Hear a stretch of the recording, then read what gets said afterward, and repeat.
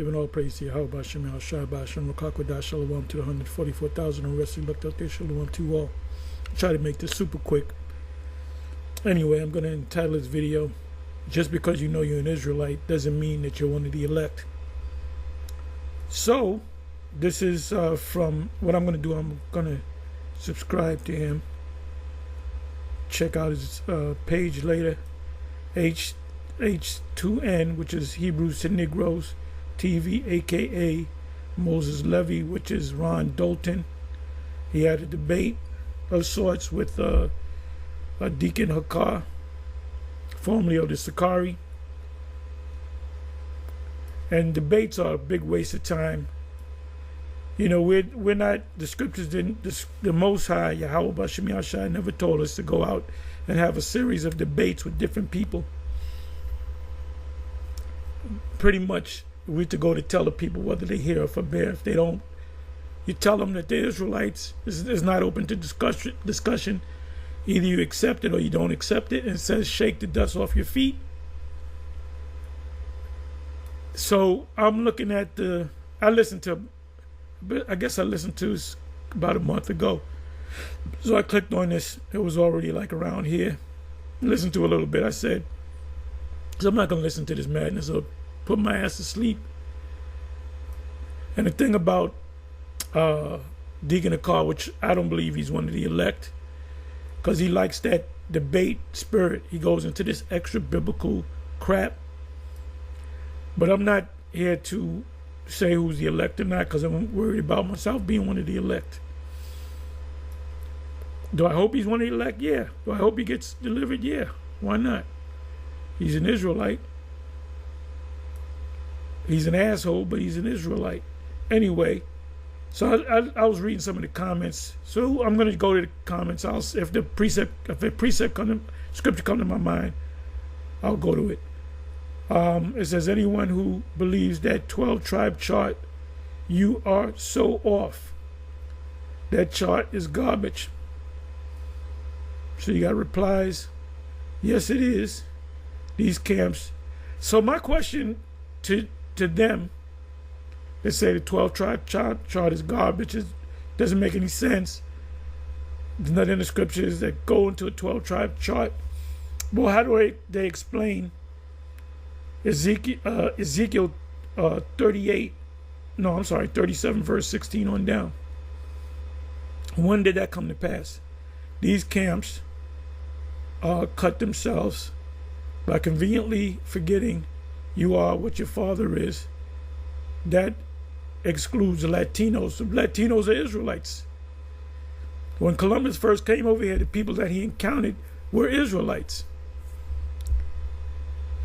His chief interpreter, a man by the name of Del Torres, you can look him up, go to Google and put in who was, matter of fact, I'll do it myself.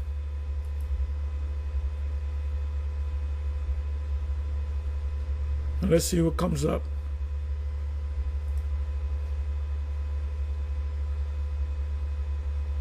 And Christopher Columbus coming over here as part of the fulfillment of Revelation 20. He's part of the beast.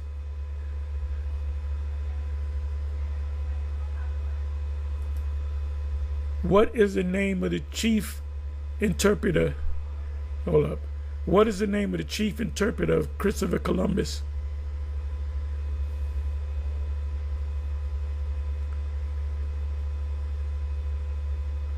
Okay. Yep.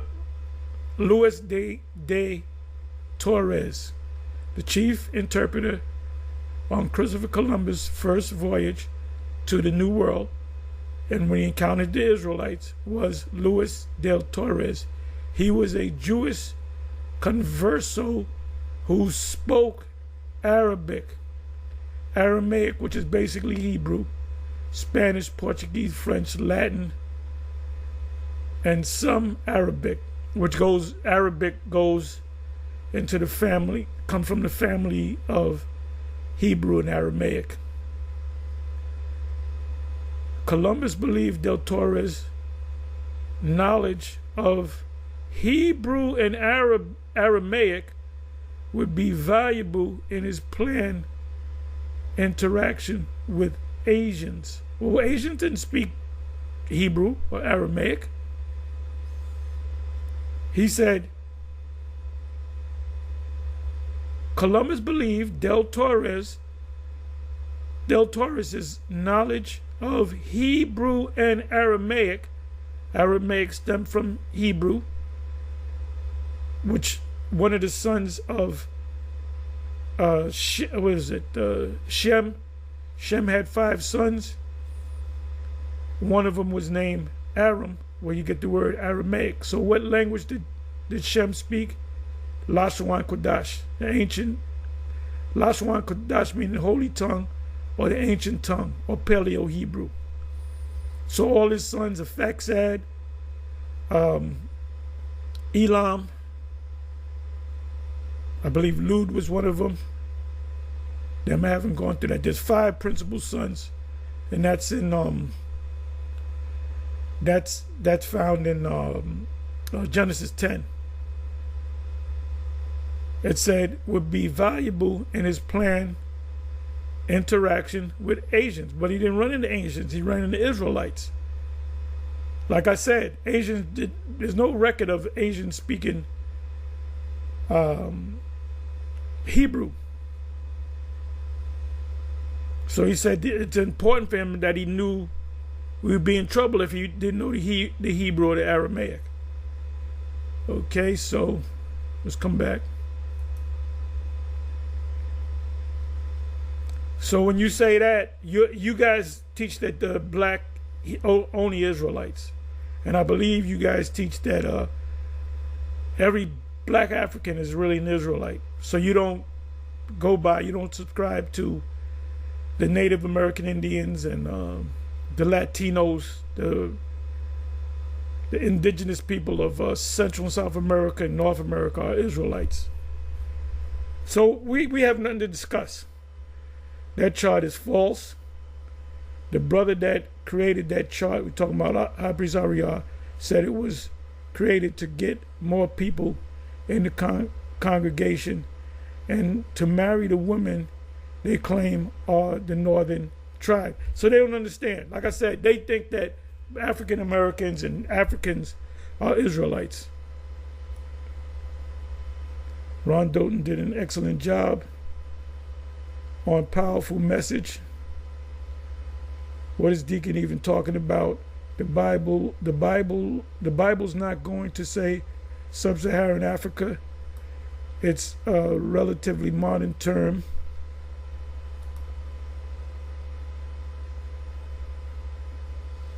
I mean, this is a waste of time even to read this. You run into a Yah Israelite, you just leave the best thing. Hey, a Muslim, leave them alone. They ain't gonna go nowhere with a Muslim. Muslim come up, you try to teach them. If you see they can't get it, let them go.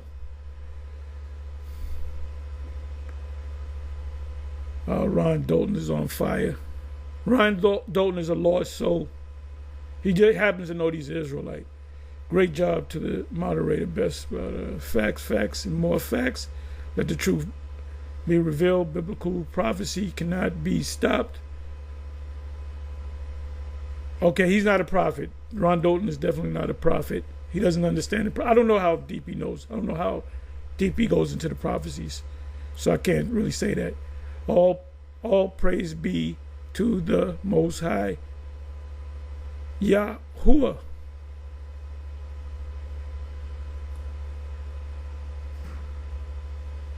Ron has been given insight to these mysterious events. Does he understand every prophecy in the scriptures? Great debate and well structured. My take is well is we all need to study more. Now, studying more get you lost. Romans 11:9. You can study till the cows come home. If you're not one of the elected, the Most High haven't opened up your eyes and bless you with the Comforter, you can study until you turn blue. So studying is not the key. Your spirit has to be open from up on high. am so sure that King Ron, the walking encyclopedia, hit him off the bone. Okay, about to watch. So you can't speak to people like this. Why would Deacon even take up a Deacon? Like he fancies himself as a great a great debater. I believe we can take something from both, but we have to find a common ground of our own purpose, of our purpose, according to Scripture. We can't see the forest for the trees, so we must pray for wisdom and remain wise in the truth. You can pray for wisdom. If the Most High doesn't open your eyes, you're dead. Deacon doesn't, this is a woman, Deacon, whatever. Deacon doesn't know what he is talking about. Deacon, when he was with Sakari, had Passover at Atlantis Strip Club, right, which is not, I don't know why, I don't know what they were fucking thinking. You had Hassad, you had Big Head Hassad, I'm just joking, just want to get on your nerves. He was there, you could see his face, and you could see he wasn't with it, but he didn't do nothing, he didn't stand up for the truth. Hassad, you may not make it on the ship because of that one incident. I hope you asked forgiveness. All them guys in Sakari that was at that strip club, that club, with the women shaking their asses, y'all were dancing and asking for numbers.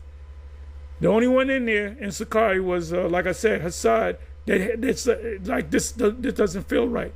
But you should have said, no, I'm out of here. We shouldn't be doing this. Ultimately, Alazar kicked you out. I don't know what the whole reasoning is. I think you explained it. He knows no Hebrew. Plus, he was reading from other people's articles, not his own research. Make it make sense. Yeah, I can teach him because he's an Israelite. He says shalom. Just because a nigga says shalom don't mean he's one of the elect. Just because a nigga acknowledges he's an Israelite does not make him one of the elect. I think this was well said. Thank you, brother, for your work and trying to get the truth out.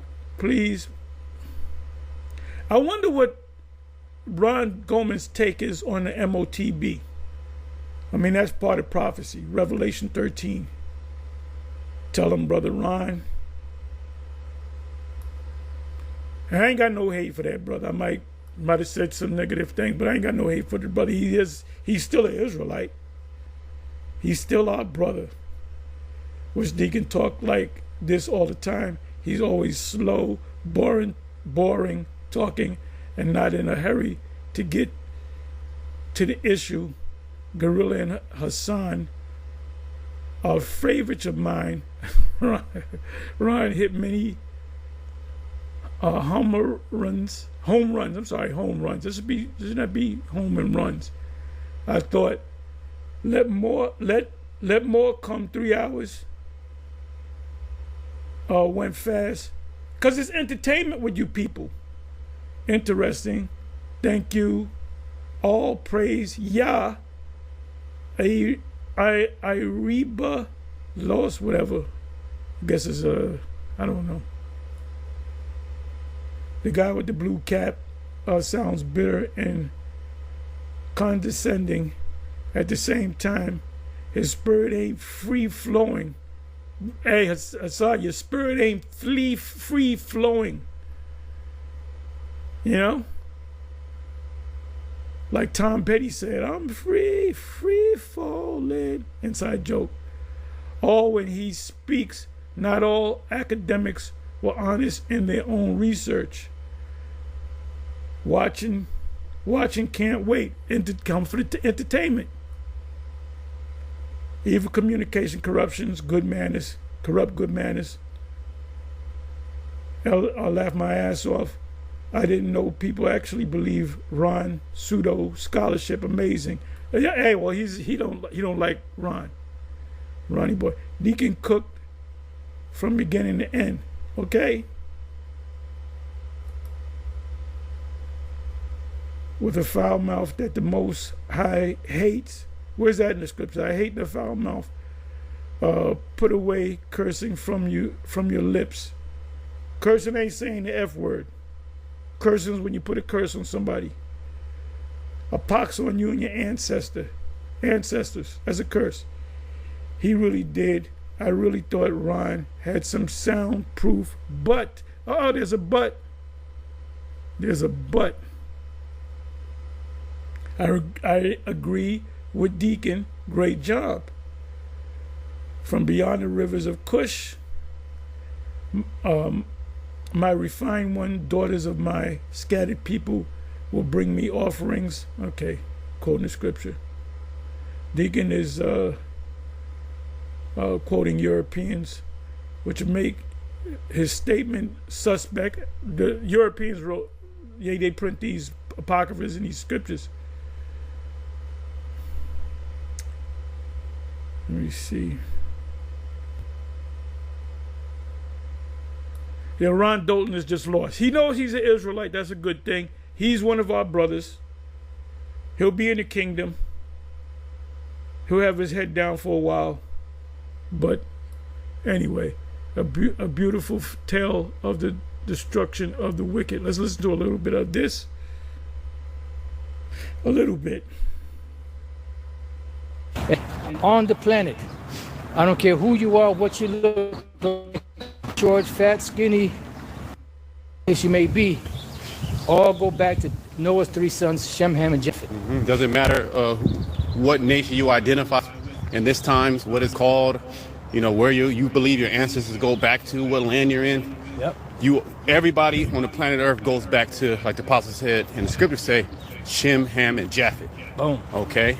So everybody has a biblical nationality. So now you have to find out what's your biblical nationality, because then the scriptures will tell you your present condition and also your future condition. Boom. That's it. So let's go. Whoever this got is Psalm 75:5. Lift not up your horn on high. Mm-hmm. Speak not with a stiff neck. Right. So what is a horn? Horn could be a regular horn. It could be a ram's horn. It could be an animal horn, which ram's horns are animal horns. Or it could be represent power. All right. So it says, lift not up your horn on high, neither what? It says, lift not up your horn on high, speak not with a stiff neck. Speak not with a stiff neck, because, but read on. It's going to explain it. For promotion cometh neither from the east, nor from the west. Speak not with a stiff neck, meaning like you being wise in your own conceit. Nor from the south, but the Most High is the judge. And when Bishop Nate and Captain Zariak and others from ISU, PK, and IUIC speak about the chip, they say with a stiff neck, like a stiff upper lip, the saying goes too. Put up down one and set up another. So the only reason why you're going to the only reason why you're going to rule in a society or an empire is because the Most High gave the okay for you to rule. You're next. See, everyone now, that Esau, they see Esau going down, they're plotting and planning against him. I meant to send you this article that a brother sent me. The Tanzanian shilling, which is the monetary system in Tanzania, they just cut the U.S. dollar out. They made a blanket, forget what the term was, blanket something, that, all transactions, business-wise or whatever the case may be, are all to be done in the Tanzanian shilling.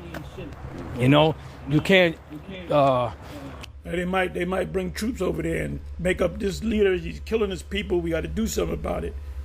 Hey, they lose it. Esau. Babylon is losing its power. What does Obadiah 1 verse 7 say?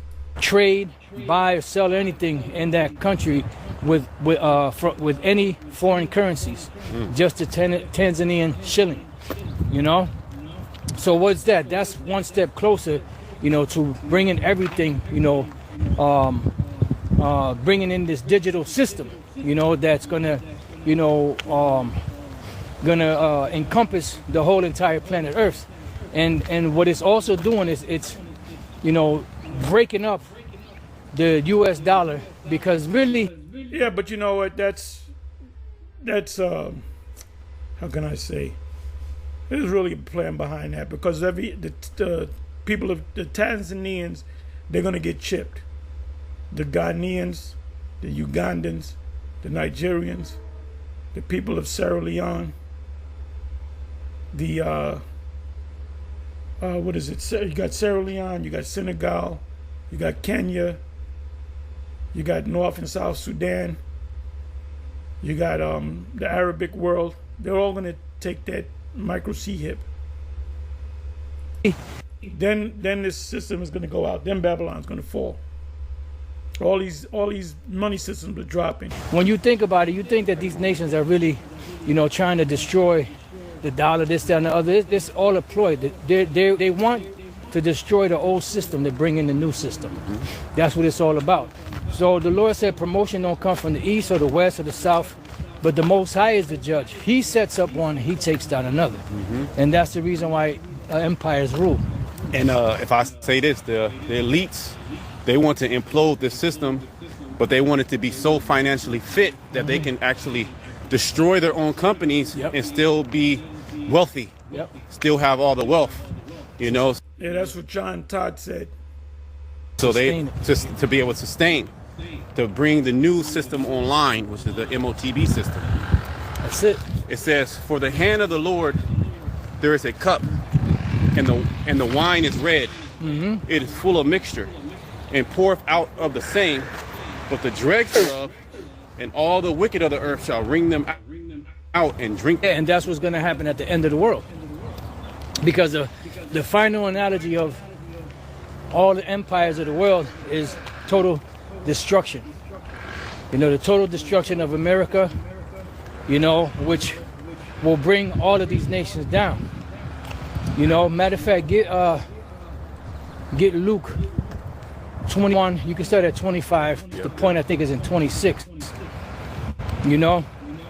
These governments of the world, these bigger governments, smaller governments that have, a monetary system, that have a military system, are all going to be shaken at the core when Yahushua comes back. So whenever you got that, brother. Yep, Con. It's the book of St. Luke, chapter 21, verse 25. There shall be signs in the sun, and in the moon, and in the stars, and upon the earth, distress of nations. And we see that happening right now. You see different signs in the sun, in the moon, and stars. Hey, Peter said, what manner, being that you know all these things, what manner of person ought you to be in all holy conversation? You see distress among the nations. I'm going to close on this. Let me go to that in 2 Peter 3, I believe that's 12. You can start at 10, but I want to read an NLT. 2 Peter. So our main topic is concerning these last prophecies. Okay. I'm going to start at 10. I'm going to go to the NLT. I'm sorry. NLT. Let me come back over here.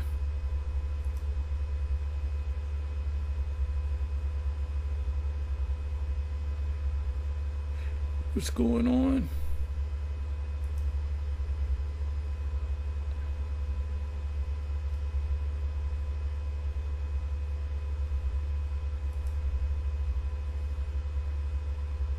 There we go. NLT.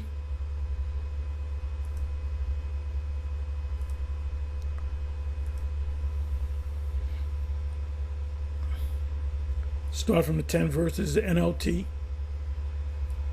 But the day of the Lord will come as unexpectedly as a thief. Then not on us, because we're watching for this destruction every day. We're watching the prophecies. We're on a watchtower. Then the heavens will pass away with a terrible noise. That's the missiles hidden, pelting the earth. The whole earth is going to quake, and the very elements themselves will disappear, will melt in fire.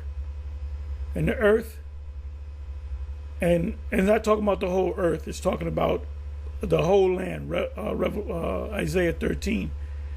And everything on it will be found to deserve judgment. That's Babylon. Since everything around us is going to be destroyed, that's talking about this place, like this, what holy and godly lives you should live. That conversate in the King James holy conversation. What manner of person you ought to be in all holy conversation. Being that you know it's going to come, you're supposed to constantly speak about these prophecies in the scriptures. Looking forward to the day of the Most High and hurrying it. So, Al-Azhar made a statement that we could be here for the next 1,000 years, and we jumped on him about it. We made videos about it saying, no, I don't know what you're talking about. So it says, looking forward to the day of the Most High and hurrying it. In the King James, it says, hasten. On that day, he will set the heavens on fire, because there's going to be fire in the sky. There's going to be a war up in the sky, Revelation 12. And the elements will melt away in the flames. But we are looking forward to the new heaven and new earth. He has promised a world filled with the Most High's righteousness. And so, dear friends, while you are waiting for these things, and you're supposed to be hurrying it, as it says in the 12th verse,